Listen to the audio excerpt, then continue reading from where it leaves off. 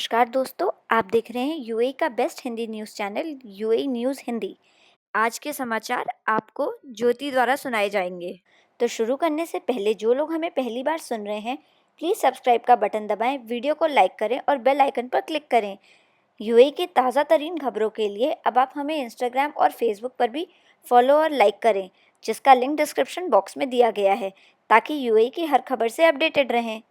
UAE minister of health doctor Abdul Rahman bin Mohammed bin Nasir Al Owais द्वारा बुधवार को बताया गया कि यूएई में कोविड-19 का पहला केस पता चलने के बाद पिछले 5 माह में अभी तक रिकॉर्ड समय में 30 लाख से अधिक कोविड-19 टेस्ट किए जा चुके हैं।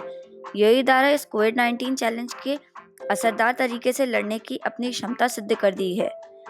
हमने अपने फ्रंटलाइन वर्कर्स और उनके अपने लोगों को, जिन्हें कोविड-19 के सुरक्षात्मक और प्रतिबंधक उपायों का अच्छी तरह से पालन किया है, उन पर पूरा भरोसा रखा है।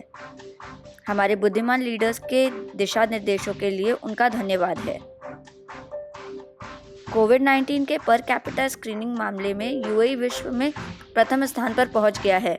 अबू धाबी और दुबई में अब 70 वर्ष आयु तक के लोग मास्क मॉल्स मार्केट में प्रवेश कर सकेंगे। पहले ये आयु सीमा 60 वर्ष की थी, किंतु अभी भी 12 वर्ष से कम उम्र के बच्चे मॉल मार्केट में प्रवेश नहीं कर सकेंगे।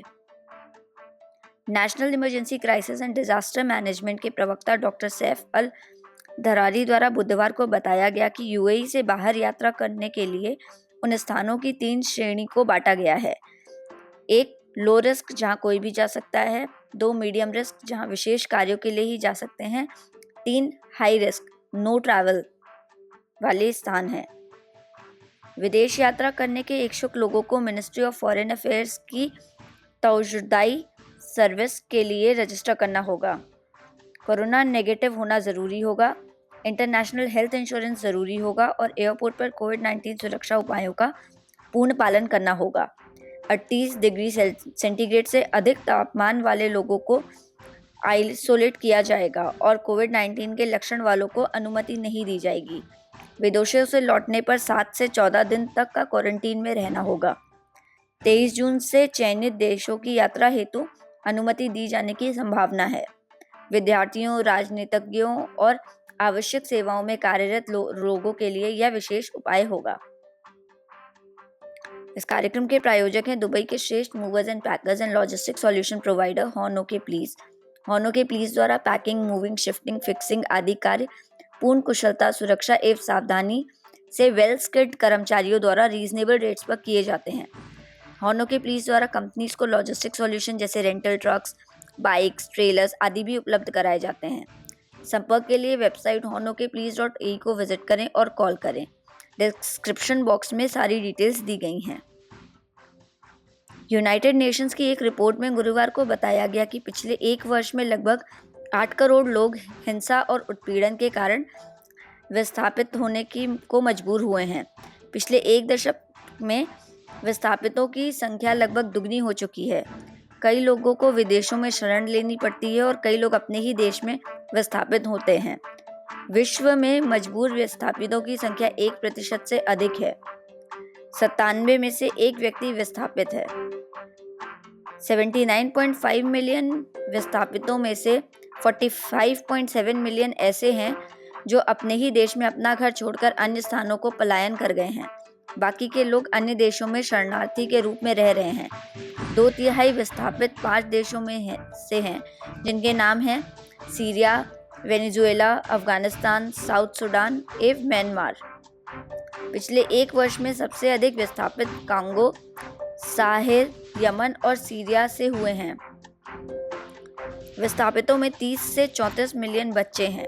यूनाइटेड नेशंस द्वारा सभी देशों से अपील की गई है कि इन करोड़ों शरणार्थियों विस्थापित लोगों के लिए घर उपलब्ध कराने की और अधिक प्रयास किए जाएं।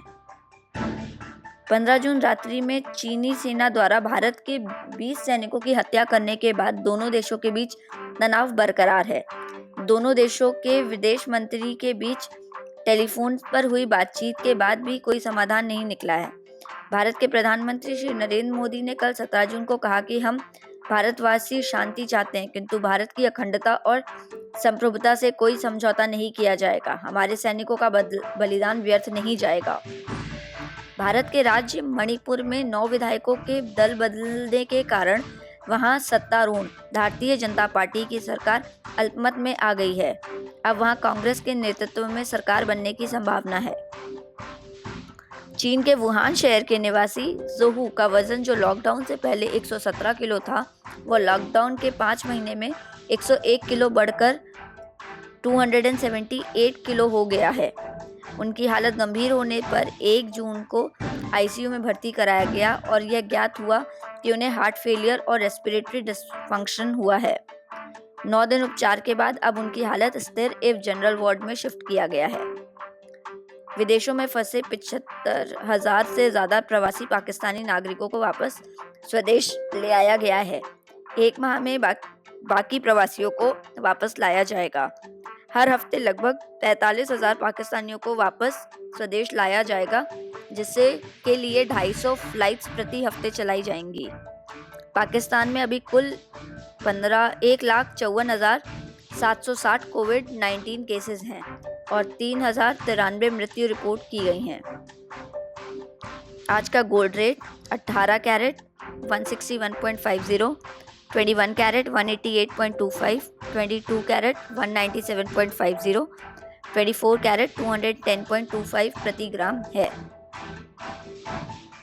कोविड-19 के reports: new cases 382, recovery 676, death 2, total cases 43,364, recovery 29,537, death 295, active cases 13,532।